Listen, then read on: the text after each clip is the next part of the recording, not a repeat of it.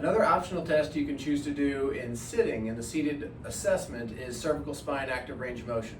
If I have a patient that doesn't really have any symptoms in the cervical spine and I'm not concerned about the cervical spine, then of course I'm not going to do that test. We're again trying to get as much information as possible in an efficient amount of time to give them a thorough explanation of the causation of their pain. If we don't think it's coming from the cervical spine, of course we don't test that. But if I'm testing cervical spine active range of motion, I don't get out a goniometer. I'm just really looking from an observation standpoint, and I'm asking the patient what they feel with their active movements. So Gabe here, if you'll please sit up straight and then just pull your head back over top of your shoulders as best you can. Lower your chin so your eyes are looking straight ahead. And let's just have you rotate your head to the right. And Gabe, what do you feel there? Do you feel any stretch or pain with that? Okay. Now I'm making a general observation that Gabe might have about 55, 60 degrees of rotation there. And then I'm going to have him rotate to the left. And I'm just observing, how does he segmentally move? Does he move from more the upper, middle, lower cervical spine? Does he have an associated twist of his thoracic spine as well? And I'm palpating his thoracic spine to see if it follows.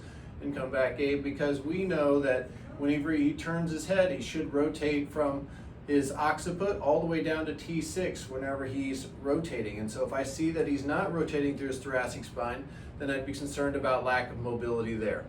So that's rotation. And then we also do the similar movement with side bend. I'm going to have Gabe just side bend. Start from the top, Gabe, and just lean all the way to the right there. And I'm going to see what his strategy is. And then we have him side bend to the left. And just see how segmentally he's moving from upper, middle, lower cervical, and into the thoracic spine. And then Gabe, did you have any symptoms there? No. Okay, so we're just seeing what his symptoms are, gathering that information, and putting it all together at the end for an explanation. I can then have him also forward bend, of course. When I'm doing that, I'm coming to the side to see, does he reverse his cervical lordosis? Is he truly flexing all the way through there? Is he nodding his chin? Is he getting that OA flexion as he needs to there? How far is he going down? And then back up, Gabe. And then let's go ahead and have you tilt back, lift your chin and go back. Try to really stick out your chest and try to get your head to go behind you as long as you don't have pain. Okay, do you have any discomfort there? No.